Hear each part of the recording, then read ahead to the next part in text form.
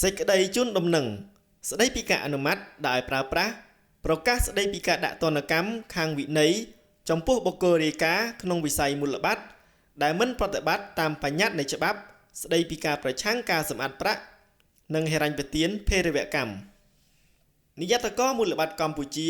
មានកិត្តិយសសូមជម្រាបជូនដំណឹងដល់បុគ្គលរាយការណ៍ក្នុងវិស័យមូលបត្រទូអង្គពាក់ព័ន្ធនិងសាធារណជនជ្រាបថា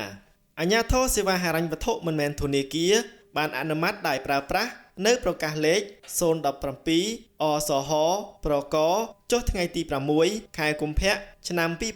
2026ស្តីពីការដាក់ទណ្ឌកម្មខាងវិន័យចំពោះបុគ្គលរាយការណ៍ក្នុងវិស័យមូលបត្រដែលមិនប្រតិបត្តិតាមបញ្ញត្តិនៃច្បាប់ស្តីពីការប្រឆាំងការសម្អាតប្រាក់និងហិរញ្ញប្បទានភេរវកម្មដើម្បីកំណត់អំពីការដាក់ទណ្ឌកម្មខាងវិន័យចំពោះបុគ្គលរាយការណ៍ក្នុងវិស័យមូលបត្រដែលមិនប្រតិបត្តិតាមបញ្ញត្តិនៃច្បាប់ស្តីពីការប្រឆាំងការសម្អាតប្រាក់និងហិរញ្ញប្បទានភេរវកម្មដើម្បីធានានិងបង្កើនប្រសិទ្ធភាពនៃការអនុវត្តច្បាប់ស្តីពីការប្រឆាំងការសម្អាតប្រាក់និងហិរញ្ញប្បទានភេរវកម្មសេចក្តីដោយបានជម្រាបជូនខាងលើសូមបុគ្គលរាយការណ៍ក្នុងវិស័យមូលបត្រទូអង្គពាក់ព័ន្ធនិងសាធារណជនជ្រាបជាព័ត៌មាន